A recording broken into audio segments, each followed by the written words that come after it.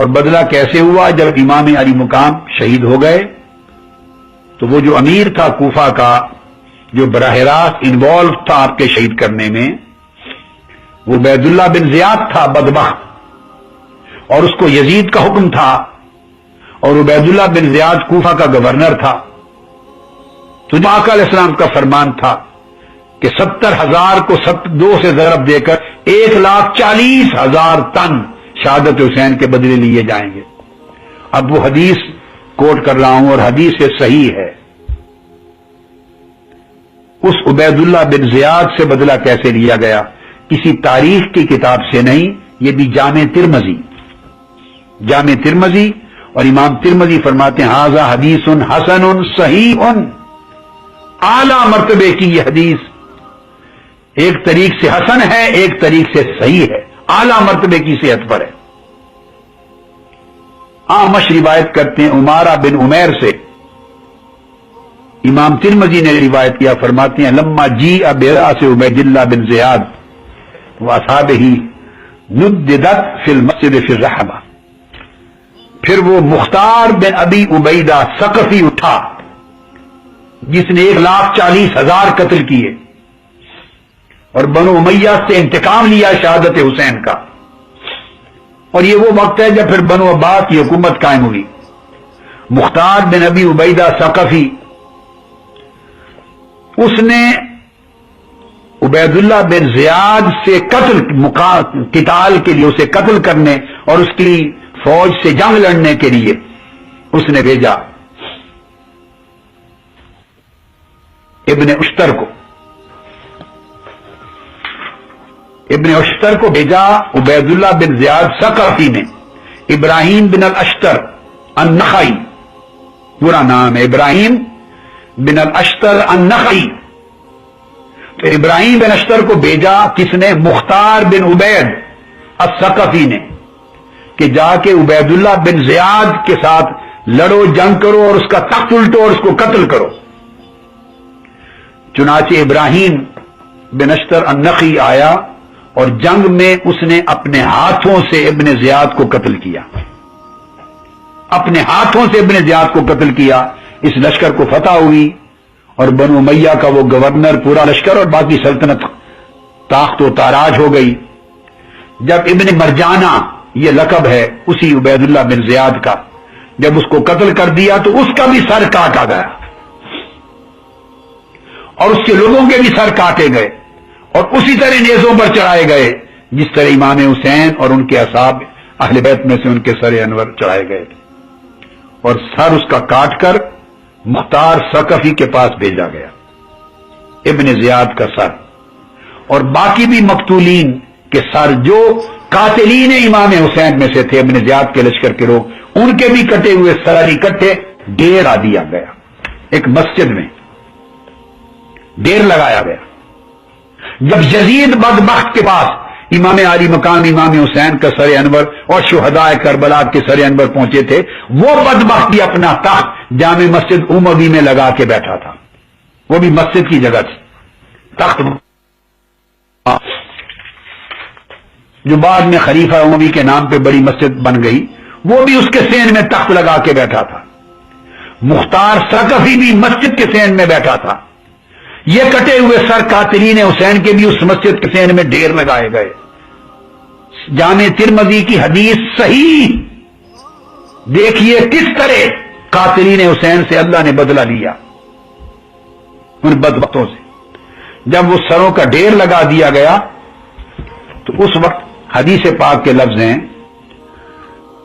کہ اچانک ایک آواز بلند ہوئی جو سارے حاضرین تھے، وقالوا قد جاءت قد جاءت، وہ آ گئی وہ آ گئی وہ آ گیا وہ آ گیا، شور مچا۔ انہوں نے دیکھا کیا آ گیا، فاذا حیۃ، ایک بہت بڑا سانپ تھا، کافی بڑا موٹا بہت بڑا سانپ تھا۔ قد جاءت تخلل الرؤوس رؤوسا حتى دخلت فی منخر عبید اللہ ابن زیاد۔ وہ بہت بڑا سانپ آیا، وہ سارے سروں کو سونگ رہا تھا، دیکھ سارے سروں کو کے اندر گھوم رہا تھا، ایک ایک سر کو کے ساتھ جاتا تھا، ایک ایک سر کی طرف جاتا تھا، اور تلاش کرتا کرتا عبید اللہ بن زیاد کا سر تلاش کر رہا تھا وہ سانپ. جب عبید اللہ بن زیاد کے سر پہ پہنچا تو اس وقت وہ جو سانپ تھا وہ عبید اللہ بن زیاد کے سر کو تلاش کر کے اس کے نتنوں میں گھس گیا. اس کے نتنوں میں گھس گیا. آپ اندازہ کر لیں حدیث پاک کے لفظ. اور گھس کے کچھ دیر اندر رہا نکل گیا. اور حدیث کا ترجمہ بعضوں نے یہ کیا کہ وہ اس کے منہ میں داخل ہوا, کچھ دیر اندر رہا, ادھر سے نکل گیا, پھر نتنوں سے داخل ہوا, ناک سے اندر رہا, پھر منہ سے نکل گیا. 2 یا 3 مرتبہ اس سانپ نے ایسا کیا, اس کو ڈستا رہا. یہ پوری دنیا کے سامنے بدلہ ہوا اس کا. ثم خرجت فذهبت حتى تغيبت, جامع ترمذی. پھر وہ غائب ہو گیا. اس کے بعد پھر میں نے کہا ثم قالوا قد جاءت قد جاءت, پھر پلٹ کر آیا ففعلت ذلك مرتين او ثلاثا, اس نے یہ عمل ابن زیاد کے ناک میں گھس کر منہ سے نکلنے کا 3 مرتبہ کیا یا 2 مرتبہ. اس کو بھی پہچان ہو گئی تھی کہ ملعون ابن زیاد کون ہے. پھر یہ ہوا کہ وہ جو کٹا ہوا سر ابن زیاد کا مختار ثقفی کے پاس بھیج دیا ابراہیم اشتر نے کہ دیکھ لو اس بدبخت کو. اور مختار ثقفی نے وہ اس کے کٹے ہوئے لعین کے سر کو, جو امام حسین کے قاتلین میں سے تھا, اور یہ وہ شخص تھا کہ جب امام علی مقام کا سر کوفے میں پہلے اس کے پاس لے جایا گیا تو اس نے آپ کے چہرہ مبارک پر چھڑی ماری تھی, چھڑی ماری تھی, اور کہا تھا کہ ایسا چہرہ میں نے پہلے کبھی نہیں دیکھا, چھڑی مارتا تھا. اس وقت اس بدبخت کے پاس حضرت انس بن مالک جوش میں آ کے کھڑے ہو گئے تھے. کہا بدبخت جس چہرے پر چھڑی مار رہے ہو یہ حضور علیہ السلام کے چہرے کی شبیہ ہے. آقا کا چہرہ انور اگر دیکھنا ہو تو چہرہ حسین کو دیکھ لو. ان سے زیادہ مشابہ چہرہ آقا علیہ السلام کے ساتھ اور کسی کا نہ تھا. چنانچہ اس ابن زیاد کا سر پہ مختار ثقفی کے پاس بھیجا گیا. اس نے اسے عبداللہ ابن زبیر کے پاس بھیج دیا. یہ بات بڑی سننے والی, سب کو دکھایا کہ یہ وہ بدبخت لعین ہے. عبداللہ ابن زبیر نے مکہ معظمہ سے وہ ابن زیاد ملعون کا کٹا ہوا سر سیدنا امام زین العابدین علی بن الحسین کے پاس مدینہ میں بھیج دیا کہ دیکھ لو. آپ نے فرمایا ہم اس کے ساتھ کچھ نہیں کرتے, جو انہوں نے ہمارے ساتھ کیا تھا آپ خاموش ہیں, ہمیں کیا غرض اس سے. آپ اندازہ فرمائیے. اور بعض روایات میں آتا ہے کہ جب اس نے مکہ بھیجا تو حضرت محمد بن حنفیہ کے ساتھ کے پاس بھیجا, جو مولا علی شیر خدا کے صاحبزادے اور امام حسین علیہ السلام کے بڑے بھائی تھے. تو ایک روایت میں ہے کہ محمد بن حنفیہ کے پاس بھیجا, ایک میں ہے کہ عبداللہ بن زبیر کے پاس بھیجا, اور انہوں نے امام زین العابدین کے پاس بھیجا کہ دیکھ لو گھمایا گیا اس بدبخت کا سر. باہر صورت پھر واپس انہوں نے کہا ہمیں کوئی غرض نہیں اس بدبخت کے سر سے. واپس مکہ معظمہ لایا گیا, اور مکہ معظمہ لا کے اس قاتل حسین کا سر نصب کر دیا گیا.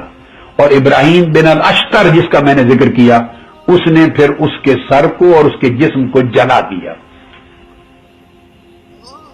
سر کو نصب کر دیا, لوگ دیکھیں اور پتھر ماریں, اور اس کے پورے جسم کو جلا دیا گیا. اور اس کے باقی جو لوگ تھے قاتلین امام حسین میں سے ان کو بھی ابراہیم بن اشتر نے, وہی کوفہ کے لوگ, انہوں نے اس کو بھی جلا دیا اور واصل جہنم کر دیا.